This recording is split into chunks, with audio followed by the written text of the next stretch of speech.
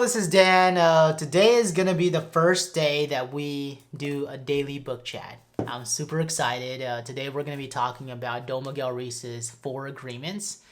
And I finished the first chapter, but before I dive into that first chapter and give you guys my insights and commentary, etc., I actually wanted to provide some context to the first chapter.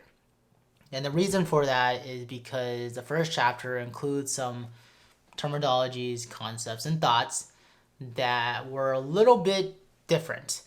And I figured it would be helpful to talk about this before we dive into, the commentary for the first chapter and releasing those videos.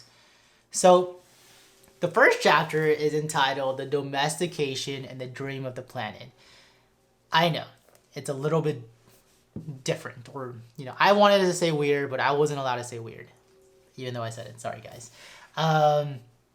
Ruiz talks about how we are born into this world and we are innocent. We are a blank slate, and everywhere around us are filled with people that we hopefully trust and love.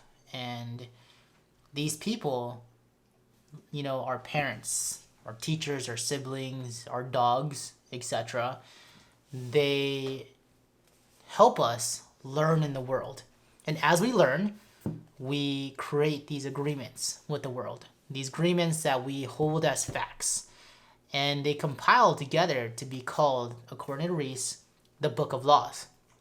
And yes, I know, Book of Laws is a weird name. It's like the Ten Commandments. Sounds kind of religious, but hold that thought and let's kind of talk it through. So this Book of Laws is kind of this idea of the presumed perfection of what our society, meaning those around us, has taught us as what we should do. We should be a doctor, we should be a judge, we should go into education, we should go into entertainment, we should be loud, we should be quiet, we should be timid, we shouldn't sing, we're bad singers. All these different ideas and agreements are imposed on us by society when we're innocent.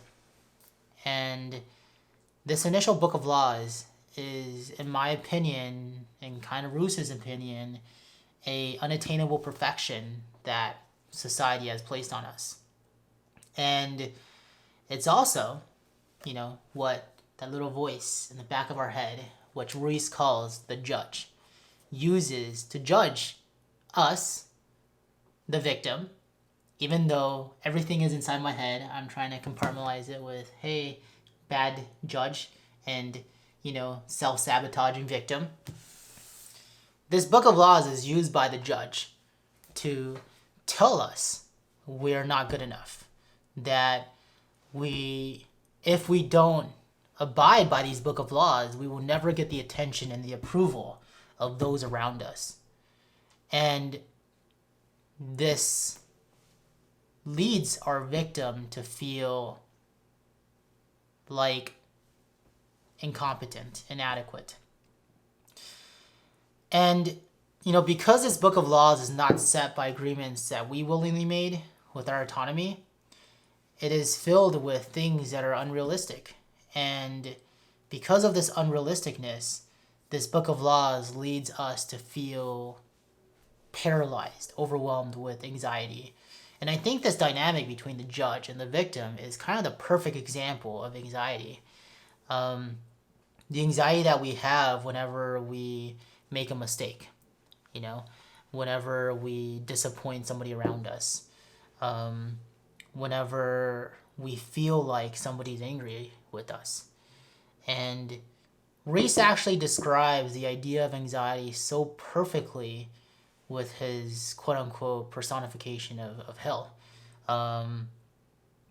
And what I mean by this is that if we think about hell through however we learn about hell as children, I learned it through Hercules, the cartoon. I don't know how you guys learned it, via religion, theology, etc. And when I learned about hell, I learned that for whatever we did bad in life, we would go down a hell and we would repeatedly repent for those mistakes. And if we think about anxiety is the constant repeating of the same mistake over and over again, either by the constant reminder from our loved ones, people who we value the opinion and the intention of very much so, or ourselves, which we also value our own opinion very much so. And the constant emotional torture that is given to us by this judge and this victim creates this feeling of hell. And, I think that those ideas, when I first read them and I didn't really fully digest it, I kind of just felt like, is this book, kind of, like inappropriate for the audience. But, I bought it for the whole office, so we kind of had to read it. So with an open mind, I kind of took these ideas and I digested them, and then I really found that these concepts kind of made a lot of sense.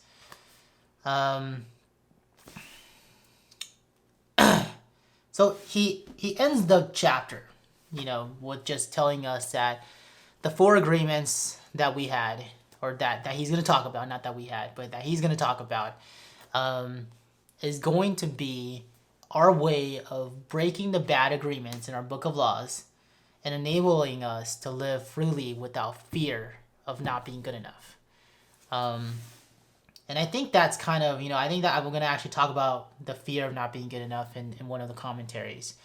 But again, in the beginning, I thought that the idea of, living our lives as a constant dream in which we are domesticated to believe in reality was kind of weird, or odd.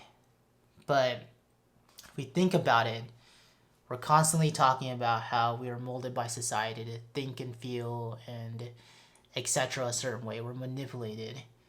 And how is that any different than what Ruiz talks about as the domestication of ourselves to what society or this dream planet is supposed to be? And this actually reminds me a lot about the individuals that I work with when it comes to executive functions. They live in a world where it's not really built for them. They have challenges with initiating a task. They have challenges with, controlling their behaviors. They have challenges with emotional control, planning, time management, shifting from one idea to the other, cognitive flexibility, etc. They have these challenges that essentially make them feel like they're not good enough, that they can't accomplish things.